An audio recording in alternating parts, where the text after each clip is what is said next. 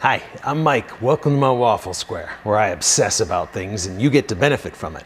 So in episode 4 of our ongoing series where we are refurbishing this 2006 Land Rover LR3, we are going to be diagnosing and repairing the air suspension. Now, if you haven't checked out the first video in this series, I encourage you to do that. It's where I introduce you to the vehicle and all the various problems that it's having. Now, here's what happened when my daughter and I drove this vehicle home here in Las Vegas after purchasing it. So we're bouncing pretty good because the suspension is all the way bottomed out on our drive home. And I'm not sure if you can see because I can't hold the phone steady, but it looks like the front passenger tire has a little blinking red light on the screen. So that might be the place to start investigating. But over here we have that red light you see underneath the RPM. It's talking about the suspension, and then the little center green screen is giving us a suspension fault indicator. Now, any number of things could be causing this issue. Could be the air compressor, the lines leading to the valve block from the air compressor, the lines leading to the air strut. The air strut itself could have a leak, and then we could also have an issue with the ride height sensor. Now, here's what happens when we turn the vehicle on. So right in front of the driver's side rear tire, right in the back seat or the back door, is where the air compressor is, and you can hear it running. So that's a good sign. And then when we go in here, you can see the same error where we've got the red light blinking on the front driver's side. Now, twice already in this video from past recordings, you've seen me speculate that the blinking red light above the front passenger tire was an error code saying that there might be a leak or some sort of issue with the ride height sensor. Well, I want to correct that right now because I actually took the time to read the manual, and as you can see in this picture here, up top, it says standard. That means we are selected for standard ride height, and that's what the vehicle is trying to get us to and maintain. Right below that, you see the 4 dash marks that look like little halos over the tires. Those will blink red if the tire is getting too close to the wheel well, meaning that the suspension has lowered so much that it's at a what they call extreme of travel. Now, inversely, right below the tires, you'll see 4 more dash marks. Those are to indicate if the vehicle is riding too high or if the wheels are too far down and away from the vehicle. That could happen if you are high-centered or if the vehicle is not stopping the air struts from raising the vehicle and you're getting, again, too high in travel. If the air struts are all the way maxed out, the ride is very uncomfortable because there isn't any give. Now, the little red marks that are coming right out of each tire, like little axles, those are actually indicating where the vehicle senses each tire is in relation to that green line, which is the current height of the vehicle. So with that real-time information available, I decided to do a test of each of the 4 ride height sensors.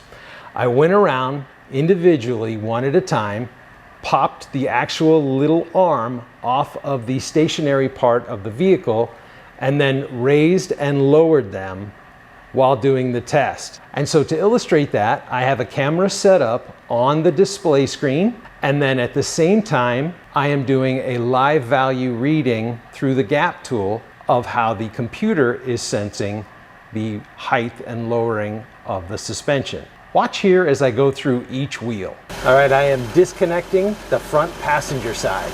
Down, down, down, down, down with the ride height sensor. Back up, up, up, up, up, and back in place. Okay, I am disconnecting the rear passenger side. Down, down, down, down. Keep going down. and then up, up, up, up, up, and back into place. Rear driver's side, down, down, down, down, down, down, down, and up, up, up, up, up, up, up.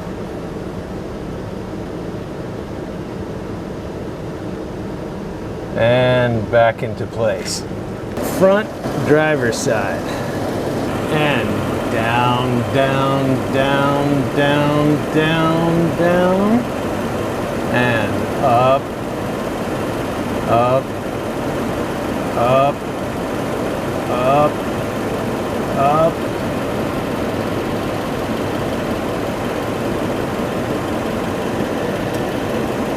And back into place. So clearly the display screen inside of the vehicle, as well as the gap tool live readings, are registering the ride height sensors going up and down. That means they are at least functional and being read. They may not be properly calibrated, but they're at least functioning. Now let me bring you back to the live values screen when I was testing the ride height sensors. Specifically, I want to look at the live value readings of the air compressor itself. Now, I confirmed by slightly unscrewing the reservoir plug that there was 0 psi in the reservoir before we started this test. As I start the vehicle, you can see the gallery pressure, which is not just the reservoir pressure, but is the pressure coming out of the center valve block. That pressure immediately starts raising in psi. The compressor temperature started out at 40 degrees Celsius. That's probably very accurate. 104 degrees Fahrenheit is about what it is in our garage in summer in Las Vegas. It is hot in here. But take a look at the motor temperature. It's registering as 11 degrees Celsius. That's 52 degrees Fahrenheit, and that is completely inaccurate. Now, after 5 minutes of running this test, the gallery pressure was all the way up to 228.6 psi. But after the 5 minutes, the compressor temperature doubled to 210 degrees Fahrenheit or 99 degrees Celsius. That seems really high. But then take a look at the motor temperature. It has remained 11 degrees Celsius steady. So there's definitely a problem with the motor temperature sensor. So to back up those live readings that motor temperature is not correct, I also ran the suspension faults. And as you can see here, this U2000-67 motor temperature algorithm-based failure signal is incorrect after the event. So the computer's no dummy. It knows that motor's not going to run for 5 minutes and not raise a single degree. So it's giving us this error. Now, after I ran those series of tests, I got down under the car and I actually took a 24mm socket and I slightly opened up that same valve inside of the reservoir. Yep.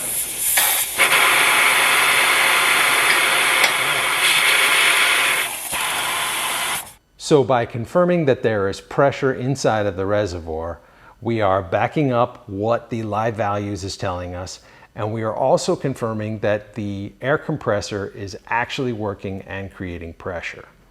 Now, where is all that pressure going? So yesterday, I started up the vehicle, ran it for 5 minutes until the air compressor timed out. Then I shut the vehicle off, let it set overnight.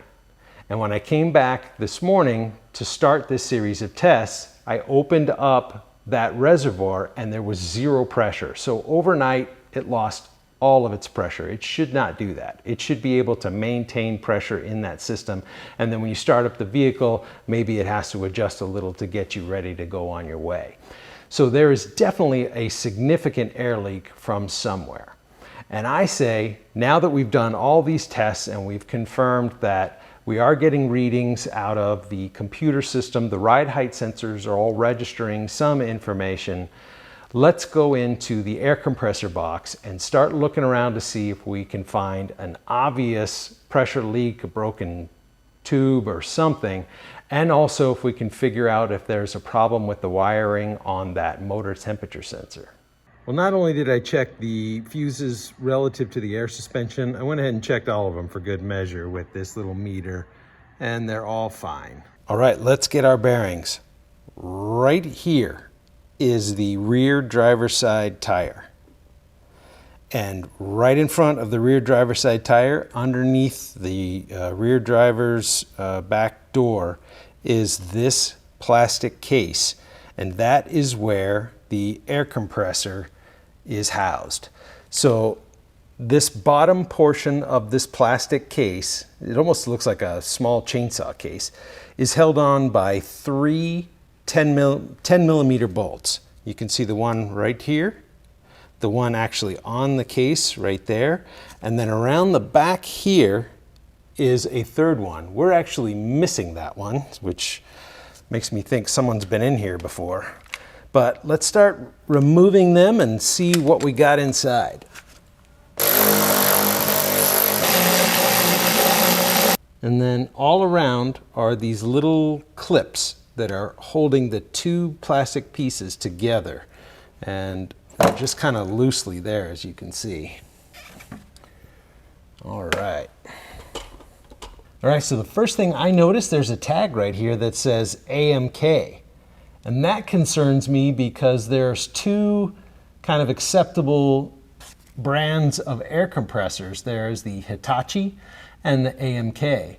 And when I flashed the ECUs for our vehicle, as you can see here, it says that currently the Hitachi firmware is installed. So that could be a portion of the many problems we seem to be having, is we got the wrong firmware. All right, so let's take a look at everything we've got here. Towards the back of the box, you can see the air compressor and the desiccant dryer right here. They are secured to this plate with some springs so that it absorbs the shock of the motor running. This plug right here has the really stout black and red lines coming out going directly into the air compressor. That is the power supply.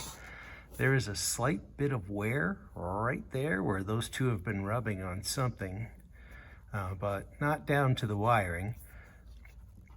This plug here has two little gray wires and then this blue and white set. The two gray ones come around right to this guy right here that's obviously a temperature sensor, and then these come to a plug up top that you can't see from here. All right, this line right here is coming out of the desiccant dryer and going straight into the valve block. Now we know that neither the front nor the back are doing anything, even though there's air pressure right here. So could this be our culprit?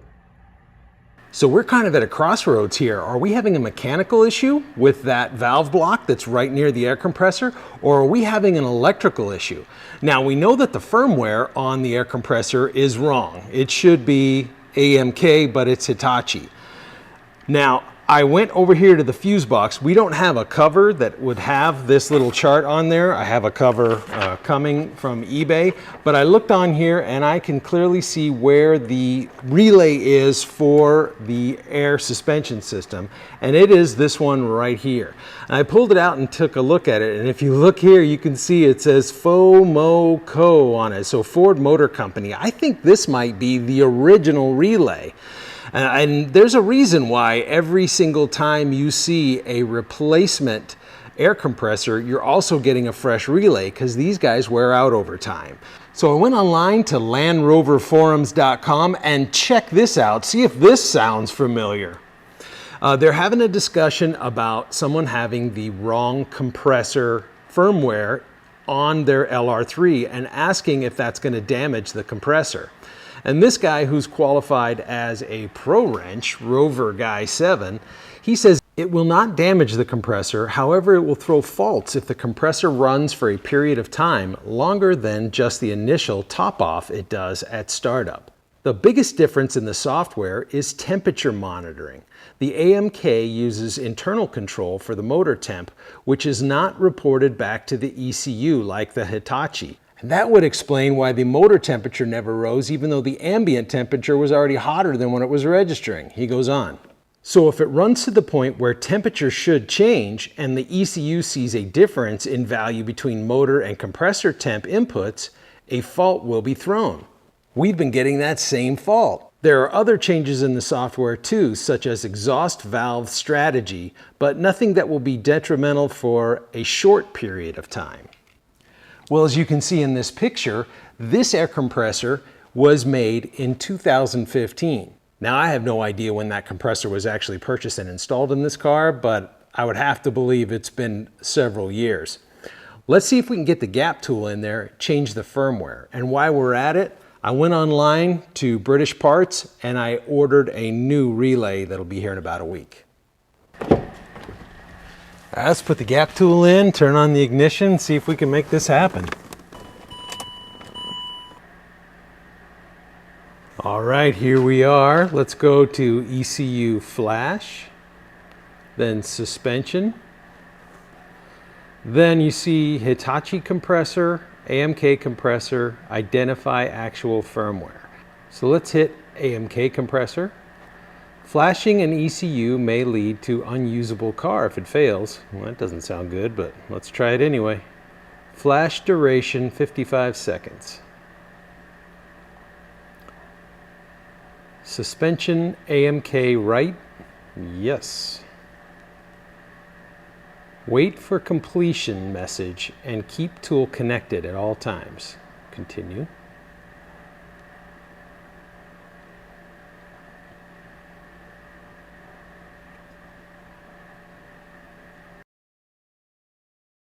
All right, our blue line's getting towards the end. Whoop. A bunch of stuff's going on with the lights, and I hear clicking and beeping and all sorts of stuff from the vehicle itself. Flash completed. Switch ignition off, then turn it on.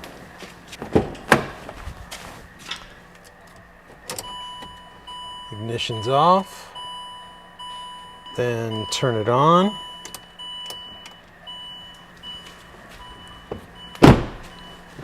And let's hit continue. Clearing faults. Upload succeed. Continue. Flash completed. All right, the only thing left to do, let's go into identify actual firmware. Actual firmware is for AMK compressor. Is it really that easy? This gap tool is amazing. All right, I guess we ought to lower the vehicle down off of this jack and fire it up and see if that made any difference. Well, the new fuse box cover and relay came in, so let's install those.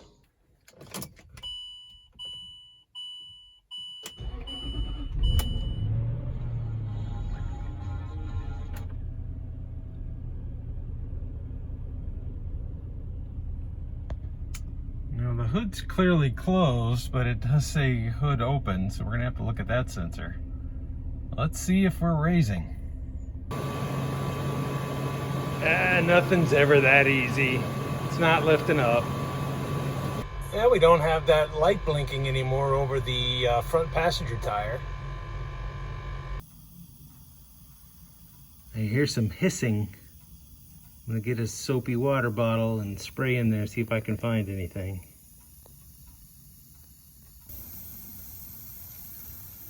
All right, that is one of the outlets coming from the center valve block. It's just bubbling like crazy. I can't quite see the other one. I'm gonna try to get in there with the spray bottle, but clearly we have a leak right there. All right, they are both leaking. Listen to this.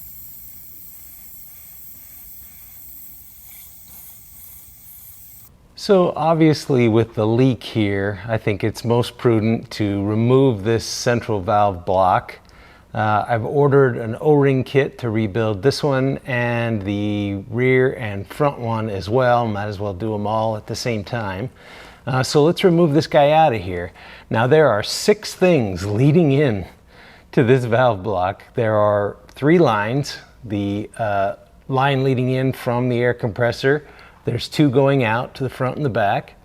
Then there's the plug for the pressure sensor. On this side, there's way up top, there's another plug that runs the valve block. And then all the way up top on this side, there's the line that we can't even see if it's the same fitting here that runs to the reservoir. So let's start by removing these lines. They are a 12 millimeter.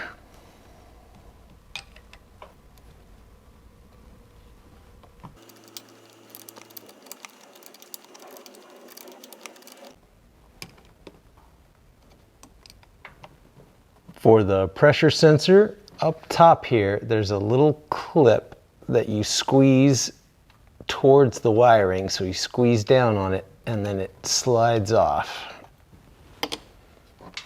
There's the clip right here. All right. Same thing on the other side with this fitting. There's 2 of them.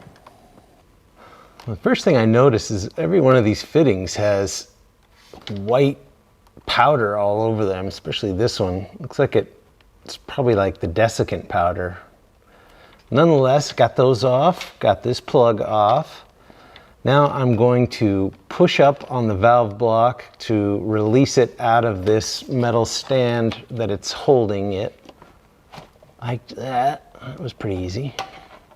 There we go. I can bring it down and get to those last 2 pieces. One is this plug right here. So I'm going to push this tab. Oh, that comes right off. And then our last one appears to also be 12 millimeter.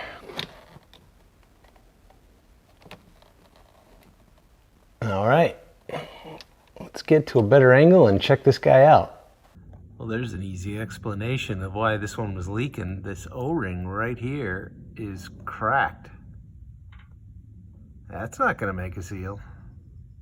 So the good news is I don't see any damage or any cracking anywhere on the body, especially around the valve ports, so that's a good sign.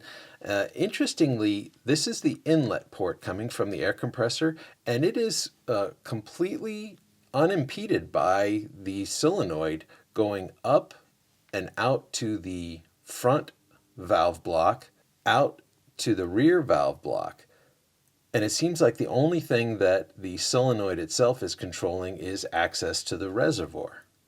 So I just checked the tracking number and the O-rings are coming from Britain and they should be here maybe by tomorrow. So let's go get the front and rear valve blocks off as well so we can be ready to come back in here and change out all the O-rings.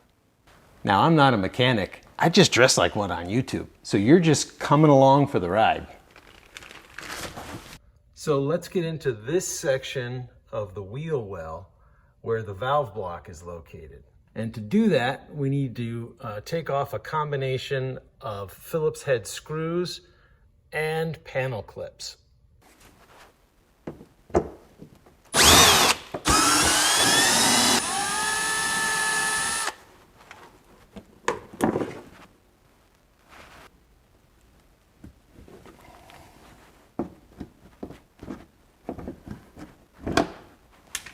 There's a panel clip dead center on top, and then there's also one more screw right down here on the front fairing area.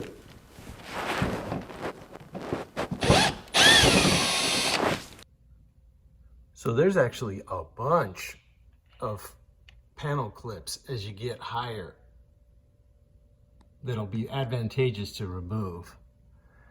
And all of those are very easily accomplished with this panel removal tool. Link in the description. So as we sneak behind the wheel well, you can see right there in the center of our screen the forward air block. Now the green line that you see is heading across to the driver's side air strut. And then there's two lines. There is the line leading in to the unit from the center valve block by the air compressor, and then there's another line that goes up over the top of the wheel well and down to the passenger side strut. So in this instance, we're only going to need to disconnect those three lines and one plug. Now this little guy right here that you see dangling in the center of the screen is actually the outdoor temperature sensor, and it gets screwed on right here with these two holes. So if you don't want to, you don't have to take out those two screws. The electrical line is a little bit tight, so you can instead unplug it. I'm always a little weary of unplugging plastic plugs just because I'm afraid I'm going to break little connectors and things, so I elected to unscrew it. And I think since this wire is so short, you would want to do something to disconnect it from the wheel well so you can get your arms in here to work on that valve block. Well, the front one is by far the easiest to remove because there's so much room to work up here. All right, as we head in diagonally, so the rear passenger side, right in front of the air strut, you can see the other valve body. Now it's a little tough to see, but on the bottom coming out of it is a black airline that's heading across to the passenger side. And then behind the valve block on the other side that we can't see here, there are two lines. There is the inlet coming from the valve block by the air compressor, and then there's a green line that's coming up here to this air strut. And if this sticker is any indication, this looks like the original, made in 2006. So the line on the bottom's easy enough to get out because you can reach it from right here, but the valve block is now held on just by the two other air lines in the back of it, and it won't come out any farther than this. So I think the best thing to do would be to push it behind this brake line.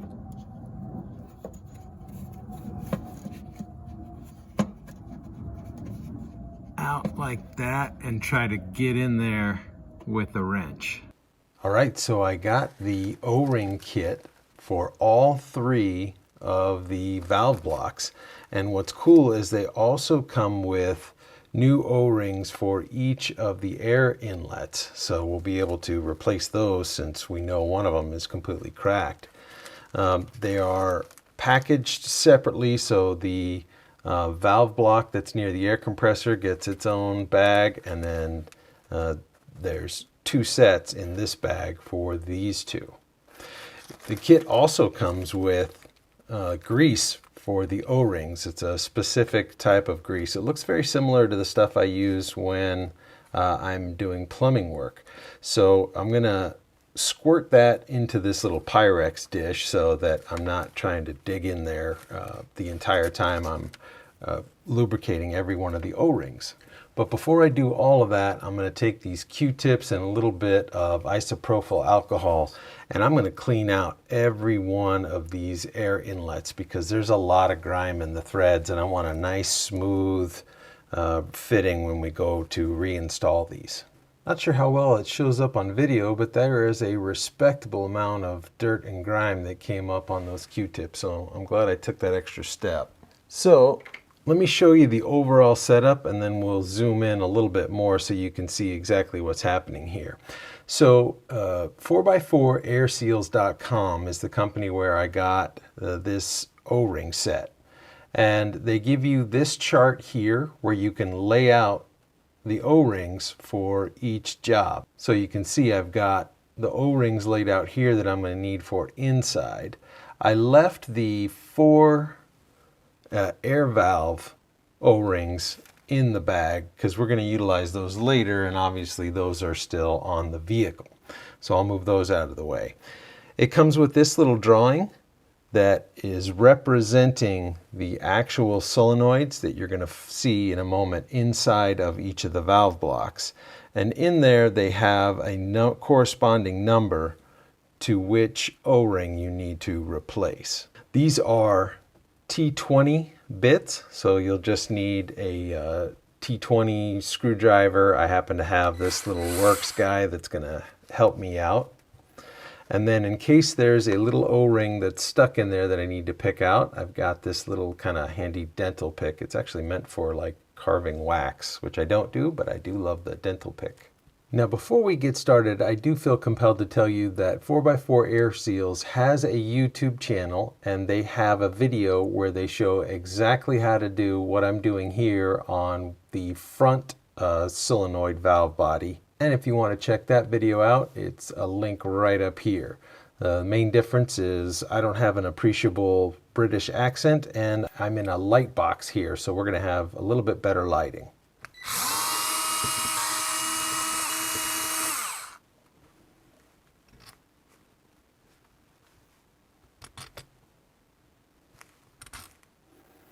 Now, all three of these are the same, so we don't have to worry about mixing them up. Let's break the solenoid apart here. There we go. And a quick inspection, that side looks fine. We're going to set that side apart.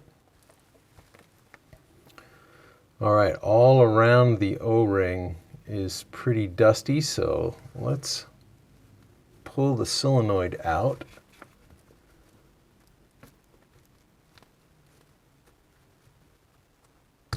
There it goes. Very quickly, I'm going to wipe all that off. Right inside there is another O-ring, so I'm glad I have this little pick because it's going to help me pop that little guy right on out. There we go.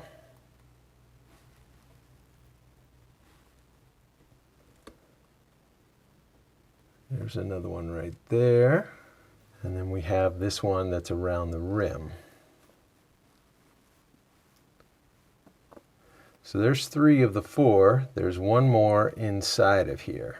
So this top piece here and this outer ring are 2 separate pieces. We just need to give a quarter turn or so counterclockwise, and that one comes off.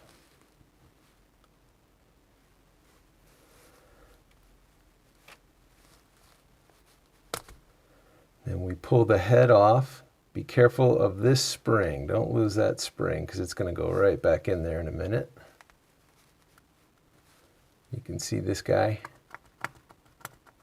moves back and forth when it's charged with the electricity.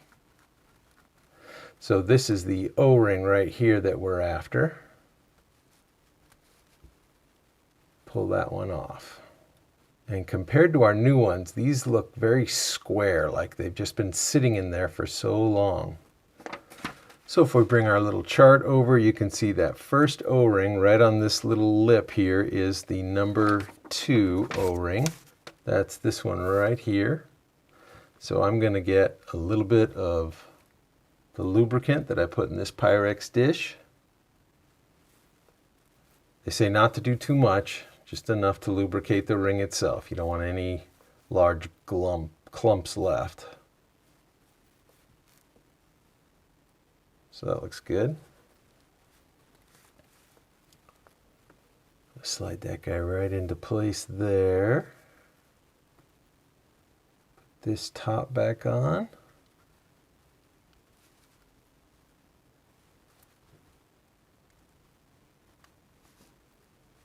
Slide the bottom ring, put those back together, and give it a twist to lock it. And there we go. It's a little bit tougher when you got that little bit of grease on your fingers, but we're back in place. I'm going to take the opportunity to just dry wipe this chamber clean with a Q-tip. Next, we're going to put on the number 6 ring, so let me lubricate that one.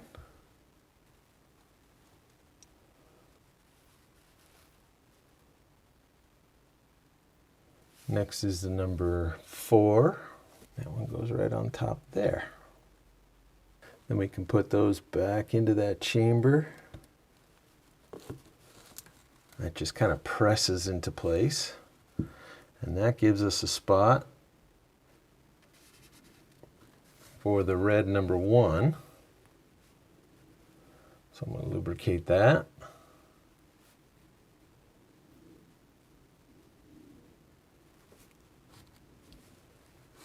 And set that one. This looks pretty dry, pretty clean. No debris coming out. Slide it right back into place.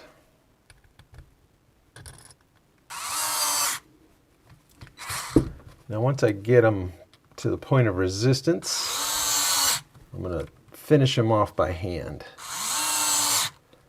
I don't want to take any chance of cracking this plastic. All right, that center block is all set, ready to go. All right, now we're moving on to the front valve block. I've got half of all the supplied O-rings set out, so I'll know at the end if I have any spares that I missed one. And I've got the little chart here that I'm going to scoot over of where they all go. Now this one has 4 T20s. And not surprisingly, those are all the same size. All right.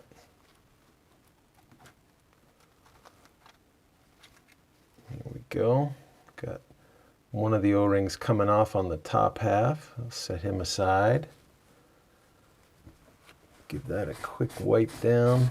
Just a little bit of dust. Doesn't look grimy in any other way. All right.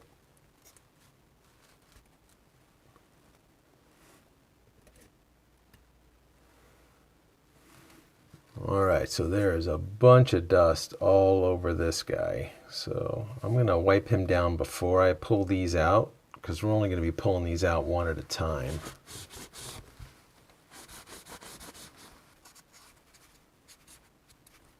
All right, these two outer ones are exactly the same. The same O-ring placement, the same units, and then the center one is slightly different. So let's start with the center one. I'm just going to kind of wiggle it out of there. There it comes, sort of. Half of it came out. There we go. And I see an O-ring right there I'm going to grab. Oop, and another one came out. These go together like this, and when you remove this top, there is a little central piston here on a spring. So make sure that spring stays in there. Then we've got that tiny little O-ring right there. Oof, that's small. And then if we pull this guy out, like that, there's another one hidden in there. Then this guy slides off. And there's another one right there. So let's start pulling those off.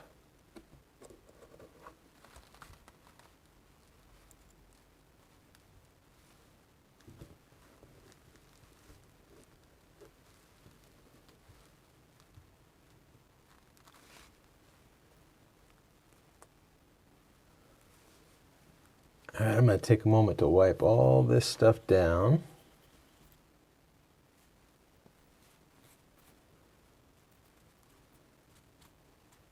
And now we can start to reassemble. Let's start with the little number 3s that go on this guy. Tiny. Get a dab of the grease.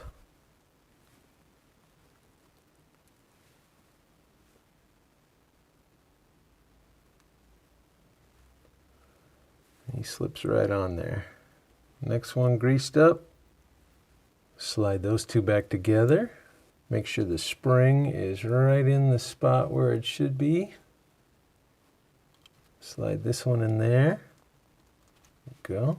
Grab a number 2 that's going to go right on here. And we slide that sleeve back on. Then these two halves just get pressed together. Now we need a number 7 right here, which is this one.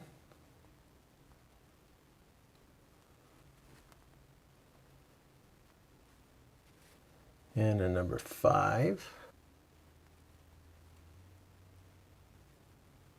Just like that. Right back into place. I'll do all these outer O-rings last. So let's do one of the side ones. Slowly wiggle him out.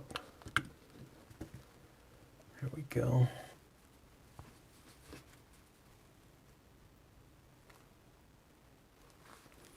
Let's take this O-ring off here. Right, that ring slides off. Then we pull that out. That looks familiar, huh? It looks just like the center one in that center solenoid block.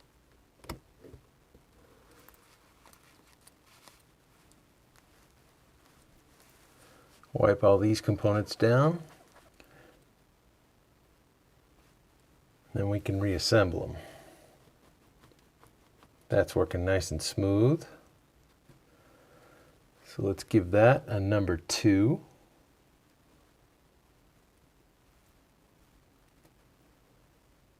Put our ring on to hold that one in place.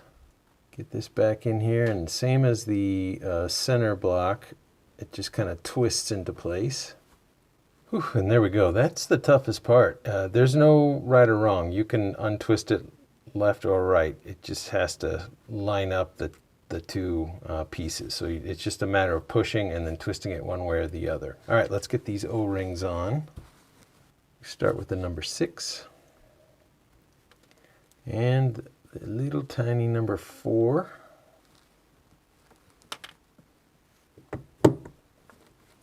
That just pushes right into place. All right. This one you see here on the left is exactly the same as the one on the right. And this whole solenoid body is exactly the same as the one in the rear. So I'm going to finish all this up. Then we're going to change out all the O-rings that were on the air lines, and I'm going to reinstall these. Oh, that doesn't look good. This is the second little spring-loaded part of the solenoid that when I pulled this out, the little carbon piece that goes right here fell out into pieces. It's not rubbery, it's like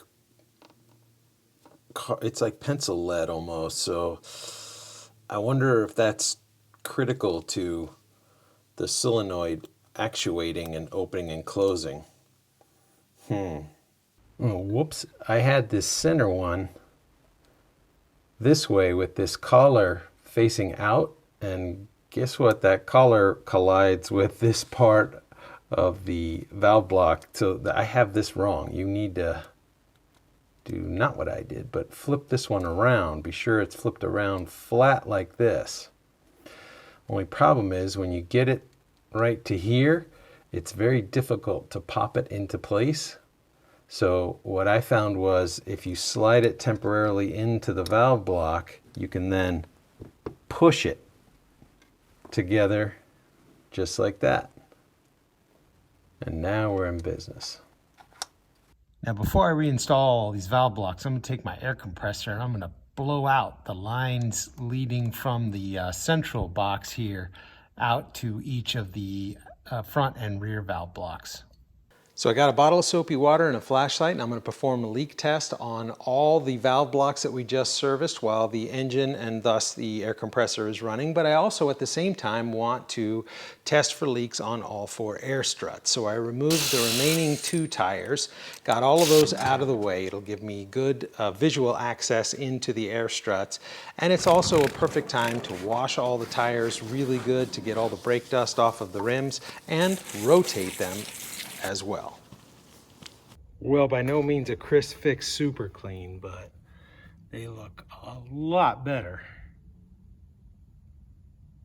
All right, I've gone around with a bottle of soapy water and a flashlight. I've sprayed all 4 air struts, 3 valve bodies. I don't see any leaks yet. The air compressor went totally up to the proper pressure and then shut itself off without kicking off any faults. So so far things are looking pretty good. I guess the next step would be shut everything down, put the tires on, lower the vehicle, and see if it can lift itself. So in episode 1, I showed you that this lug nut was missing. Perfect time to put its replacement in. Oh, we're raising off the bump stops. It's lifting up. Well, this video has just crossed the 45-minute mark, so I think it's time we end on a win. Now, thanks to the discovery that we were running the wrong firmware, and then being able to correct that with the gap tool, as well as the discovery of the significant leak at the center valve block, ordering the O-ring kit, changing out all the O-rings in the system, we now have a vehicle that will rise all the way to the off-road height without throwing off a fault. So I've gone around all 4 tires and I've taken a measurement from the center of the wheel hub up to the fender flare. And what I'm going to do is remove the relay so that the vehicle doesn't try to correct and level itself overnight. We're going to let the vehicle sit and see if there's any signs of leaks that we can't detect with the soapy water. But that's for another video. If you found this video helpful, will you please give it a thumbs up? It really helps the algorithms to start suggesting it to more viewers like you. Speaking of you viewers, thank you so much for all your helpful tips in the comments and all your positive feedback. I really appreciate that. Please send more. I read all your comments. Now I'm going to leave a link to the 4x4 Air Seals website where I got all the O-rings. I would caution you on anything you might find on an Amazon link because I read the reviews on several of those and they were pretty poor, saying that they were not the right size or thickness of O-ring. Any other tool I reference, I'll also leave links to in the description below. Now, full disclosure, those will be Amazon affiliate links, and if you click on them and end up making a purchase, it won't cost you a thing, but I will get a small reward at the end of each month. It helps to justify all the time and effort it takes to make these videos. And I appreciate everyone who has done that. I've been looking at the feedback on the Amazon Associates website, and you guys are awesome. Until next time, thank you for watching.